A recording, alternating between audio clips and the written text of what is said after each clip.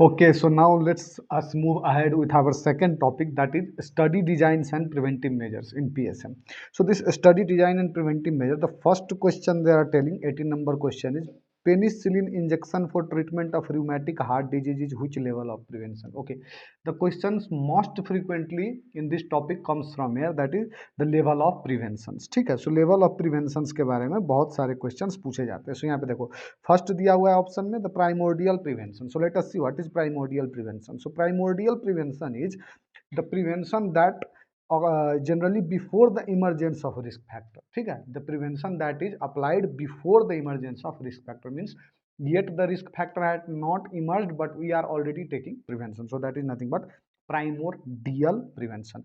The next is in this primordial prevention, the modes of intervention is health education. So they will simply give you example. Health education comes under which level of prevention? So health in education gives comes under generally the primordial prevention. The next is example. Other examples of this primordial prevention are source reduction in malaria, that is stranded water का अगर हम कम कर दे तो generally risk factor से पहले ही क्या हो जाएगा, जनरली रिस्क रिडक्शन हो जाएगा. So next is preserving tradition and lifestyle. These two are the example of primordial prevention. Let us talk about the primary prevention. So primary prevention is it can prevent the disease or outcome. So this will generally prevent the disease or outcome.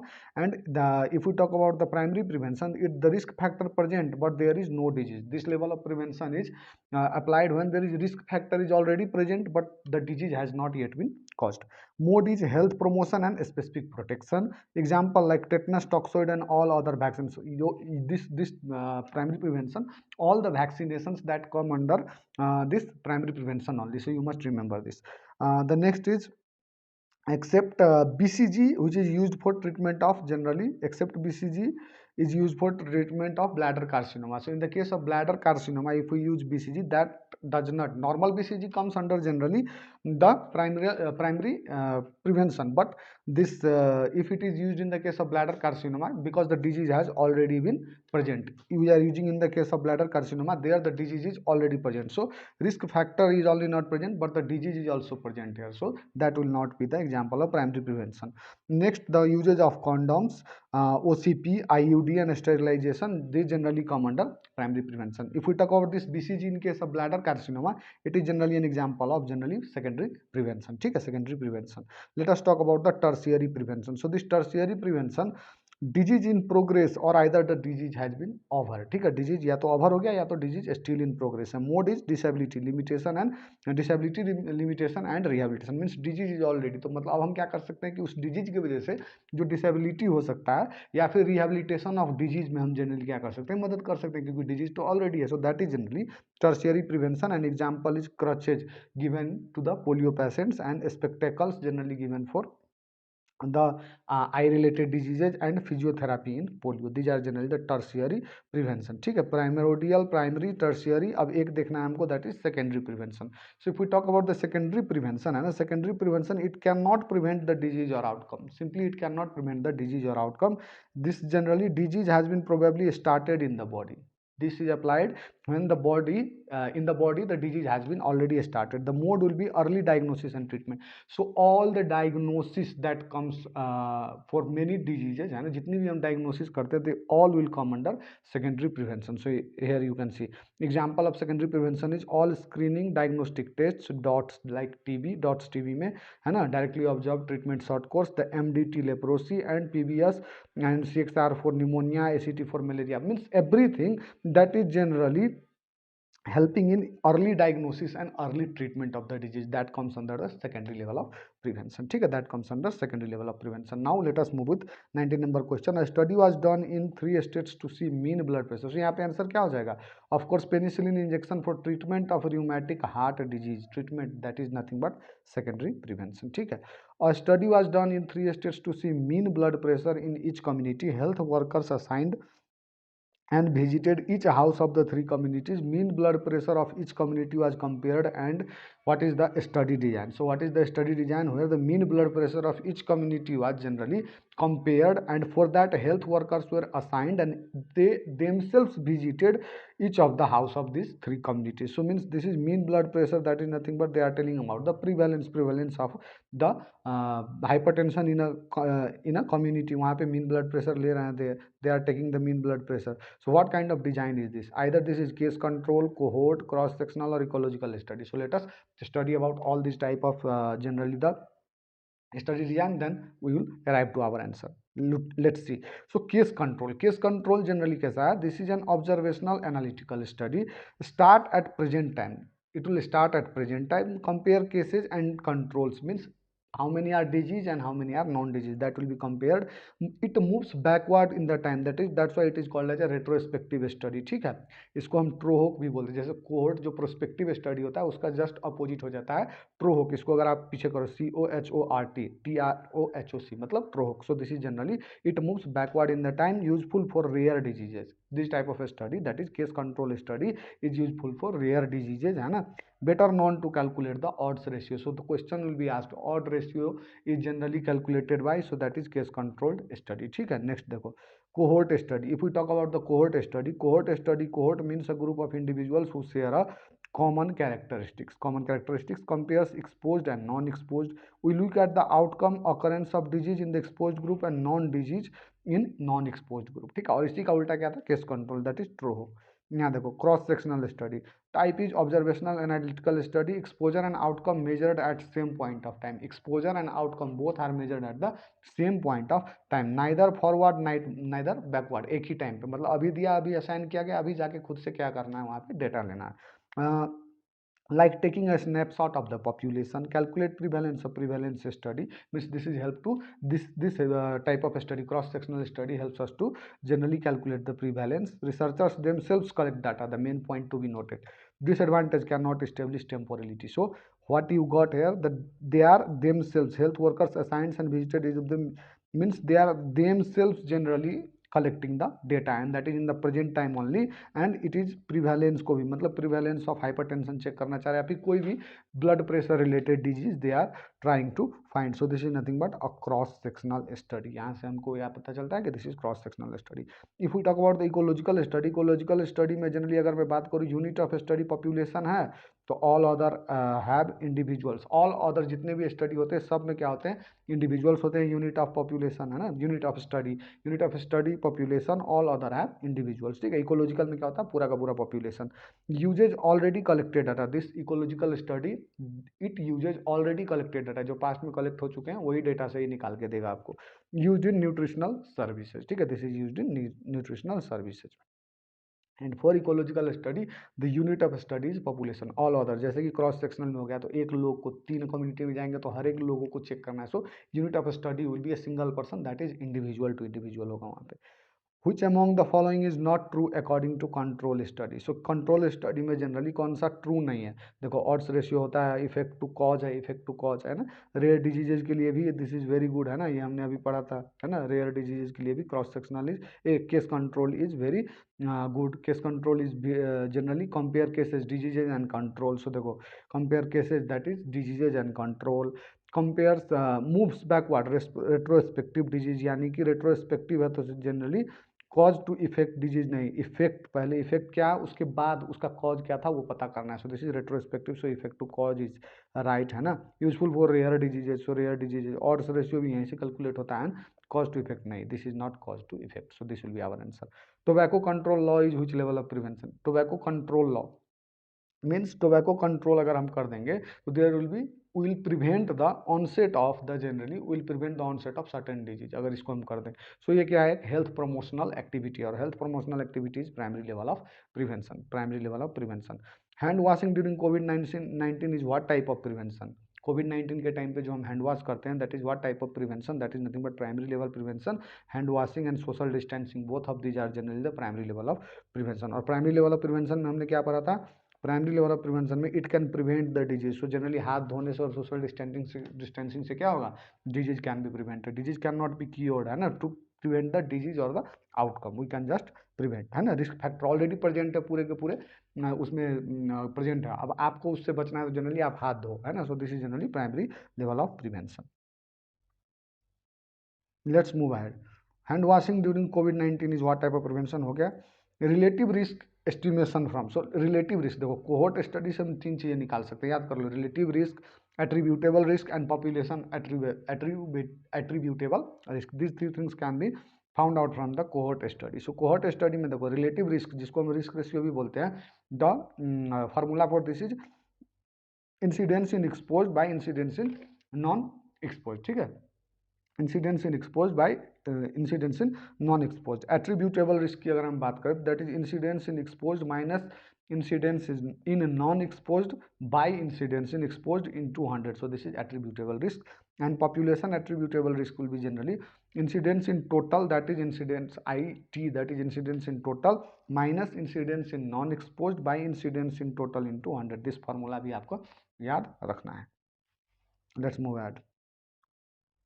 In a study, doctor wants to check the incidence of some diseases in workers, band managers, after workers, band managers जितने भी हैं उनमें, after sound exposure for 1 year between exposed and non-exposed group, which study design, ऊपर ही मैंने बताया था exposed or non-exposed, so this is nothing but cohort study. Cohort study.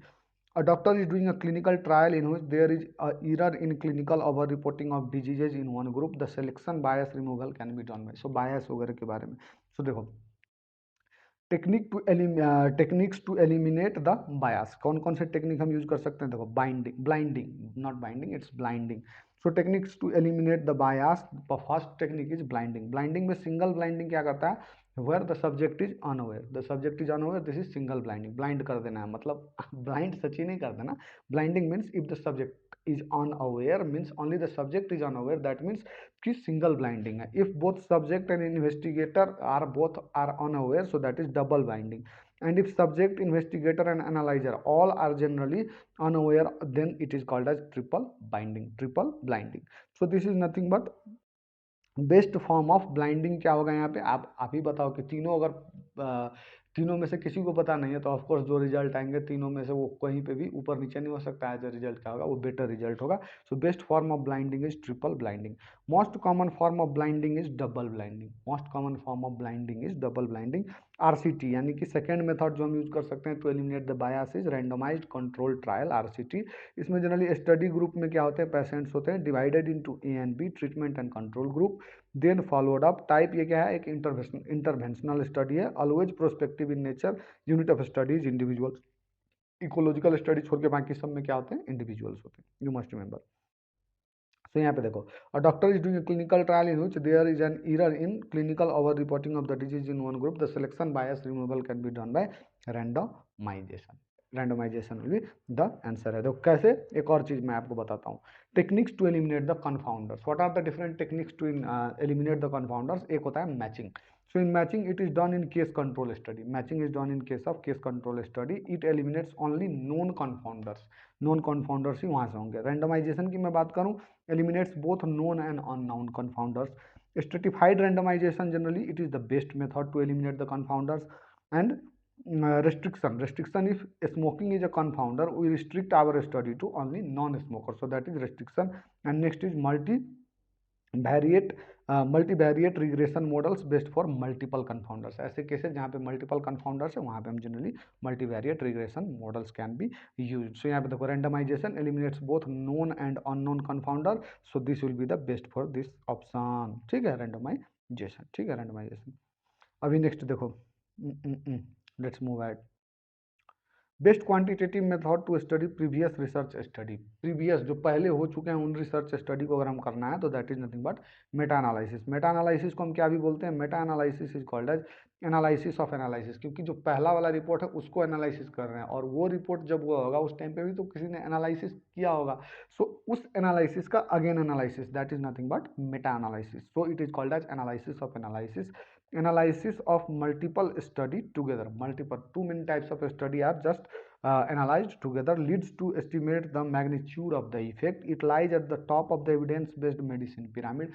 Evidence based generally medicine की जो pyramid होती है, on the top of that lies this meta study, ठीक है, meta analysis, gold standard for EBM, that is evidence based medicine meta analysis, ठीक है, ये भी याद रखना बहुत इंपॉर्टेंट है।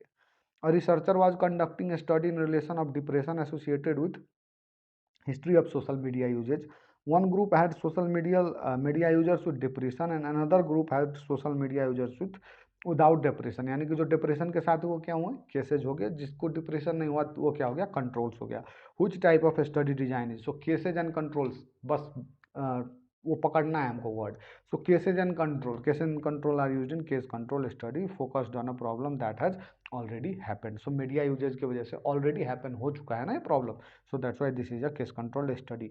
There is a group of 200 hypertensive patients. First group of 100% follow medical advice, whereas second group of the 100% follow lifestyle advice. कुछ medical advice follow कर रहे हैं, कुछ lifestyle modification से ही अपने आप को ठीक कर ले रहे हैं. There is test for both the groups after 3 months. Which of the following is best test for significance of compare blood pressure levels in both the group. blood pressure level के लिए सबसे बेटर क्या होगा? So that is nothing but unpaired students t test. So यहाँ पे देखो, it is also called as independent t-test, statistical procedures that compares average means of two independent or unrelated groups, जो दो completely unrelated group है, to determine if there is a significant difference between these two groups. So this is unpaired students t-test. आगे देखो, on Republic Day, a camp was organized and people were screened for hypertension by checking BP and for diabetes by checking their BMI and blood sugar level. Which level of prevention is this? So मतलब कि यहाँ पे क्या check कर रहे हैं, they are checking people who are screened. So this is screening test, hypertension के लिए स्क्रीनिंग कर रहे हैं. तो and by checking BP and for diabetes by checking their BMI and blood sugar level. So यहाँ पे क्या हो रहा है, डायग्नोसिस और screening. So this comes under secondary level. So that is secondary level of prevention. In Africa, vaccination was given in an epidemic outbreak area for a specific disease but due to shortage of the vaccines mass chemoprophylaxis treatment was given to people who are not diseased. जो डिजीज नहीं थे उनको भी दिया गया. Which type of prevention is this? यहाँ पे देखो, so here the specific protection, this is health protection and specific protection comes under primary. Health promotion also comes under generally primary है ना. And early diagnosis and treatment it comes under secondary and rehabilitation comes under tertiary. So generally यहाँ पे क्या होगा, our answer will be specific protection. ठीक है. True about quarantine. True about quarantine क्या है जनरली? देखो, क्वारंटाइन का मतलब जनरली क्वारंटाइन और आइसोलेशन दो चीज़ें हमने देखी है. सो ये क्वारंटाइन की अगर मैं प्रैक्टिस की बात करूँ तो practice of quarantine started very early in time. ठीक है. जिस टाइम पे कोलेरा वगैरह की जो फर्स्ट टाइम आया था है ना, उस टाइम से ही क्वारंटाइन का ये जनरली क्या हुआ है, शुरू कर दिया गया. So this it is the restriction of movement of healthy contact of an infectious disease. ठीक है. इन्फेक्शियस डिजीज में जो हेल्दी लोग से उनका अगर कांटेक्ट हो गया तो क्या हो जाएगा, प्रॉब्लम हो जाएगा. That's why this quarantine is generally restriction of movement of the healthy contact of an infectious disease. So generally अगर मैं आइसोलेशन की बात करूँ, दो चीज़ें होती है, quarantine and isolation. So isolation में there will be separation of infected person from others for the period of communicability. देखो, जो बाहर से आते थे जिनसे फैल सकता है तो उनको हम क्या करते थे, आइसोलेशन में रखते थे, है ना. एंड क्वारंटाइन में तो ऑलमोस्ट सब था. So that quarantine means restriction of movement of healthy contact of an infectious disease. आगे देखो, Framingham study. Framingham study is a prospective cohort. कैसे? देखो, फ्रेमिंगम स्टडी है क्या? It is the study done in town of Framingham US by US public health service to study relationship between number of risk factors like generally BP, smoking, serum cholesterol, obesity, and generally subsequent development of cardiovascular disease. It was done for 20 years in view of the slow development of the heart diseases, and it's generally example of the prospective cohort disease. That's why हमको पता होना चाहिए ये Framingham study है क्या. Prospective cohort. Retrospective में generally अगर मैं बताऊं आपको, सो this is generally non concurrent and moving back in time. Example इसका क्या होगा, employees of tyre manufacturer. Tyre makers वहाँ पे क्या होंगे, जनरली एक्सपोज होंगे, एंड जो क्लेरिकल स्टाफ होंगे वो नॉन एक्सपोज होंगे. उनमें जनरली हम कंपेयर करेंगे. That is retrospective cohort. ठीक है. अभी देखो, incidence can be calculated by cohort study. देखो, कोहॉर्ट स्टडी से हम क्या क्या निकाल सकते हैं, incidence, it has multiple outcome and it is rare exposures भी हम जनरली कोहॉर्ट स्टडी से हम निकाल सकते हैं. क्रॉस सेक्शनल स्टडी से हम क्या निकाल सकते हैं, prevalence. So you must remember two thing. Prevalence can be generally calculated by cross-sectional study and incidence can be calculated by cohort study. Case control study से multiple exposure and rare diseases can be found out. Hospital patient admission rate differs in different hospitals with different diseases. The cause is which type of bias? ये आपको bias के different type of bias जो होते हैं, देखो bias पहले है क्या. So bias is generally systematic error which occurs during design, the conduct of a study or analysis of the study. अगर डिजाइन करने के टाइम पे या फिर conduct of study, conduction of study के टाइम पे या फिर एनालिसिस ऑफ स्टडी, किसी टाइम पे अगर एक सिस्टमेटिक एरर होता है that is called as bias, and bias which results in a faulty association between exposure and outcome. It is not by chance, it is a serious error. Bias is not by chance, it is a serious error. उसमें subject बायस, investigator bias और analyser बायस, जिसमें सबसे list common क्या होते हैं, analyser बायस। Subject bias यानी कि recall bias in the case control study, and Hawthorne bias यानी कि कोहोर्ट में। ठीक है, आगे देखो इन्वेस्टिगेटर बायस जो होते हैं, different type of investigator bias, और यहीं से क्वेश्चन पूछा गया। Selection bias in case control, देखो selecting only those cases which will give the results, for example if a drug works at 102 Fahrenheit, selecting only those cases with a fever of 102 Fahrenheit. Burkensonian generally bias, this is the type of selection bias, this is a type of selection bias due to different hospital admission rate। so हमारा answer यहीं से मिल गया, that is nothing but Burkensonian bias is generally a type of investigator bias due to different hospital admission rate। थोड़ा और पढ़ ही लेते हैं इसमें। interviewer bias in the cohort, generally if you know a case interviewing them for a longer time। misclassification bias, it is an information bias exposed wrongly classified into non exposed। ठीक है।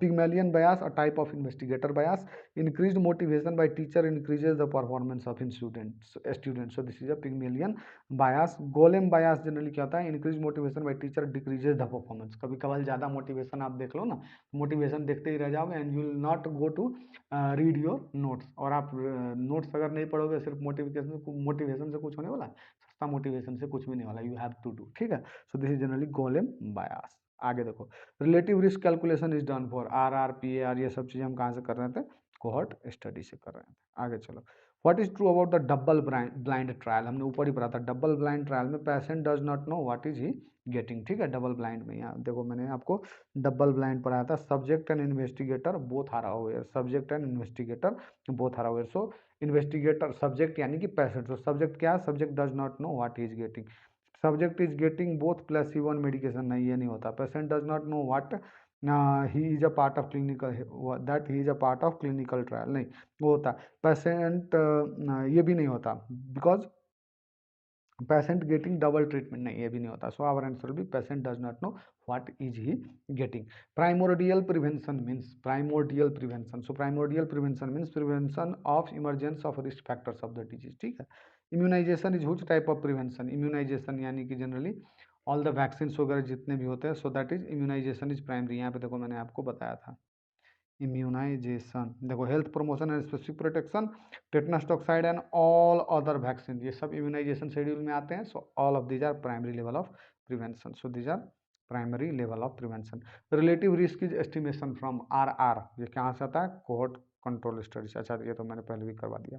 आगे चलो, Pap smear is an example of, so Pap smear is an example of early diagnosis and treatment of generally what, cervix cancer। आगे देखो, desk provided with table top to prevent neck problem is an example of specific, एक specific चीज के लिए दिया गया हो, so that is specific protection। tracking of BP implies BP of hypertensive remains hypertensive। ठीक है, नेक्स्ट देखो, best for the prevention of risk factor, best for prevention of risk factor is nothing but primordial prevention, उससे risk factor को ही हम क्या कर सकते हैं, प्रिवेंट कर सकते हैं। So this is all about our second topic. इसके बाद हम एपिडेमियोलॉजी, स्क्रीनिंग एंड वैक्सीन के बारे में पढ़ेंगे। So this much for this video, I will meet you in the next video, and please find this whole annotated note, जितने भी अनोटेटेड ये नोट्स हैं ये आप कहाँ पे मिल सकता है आपको, you can easily find this notes in the our Telegram group, जिसका मैंने फर्स्ट कमेंट में लिंक दे रखा है। So this much for this video.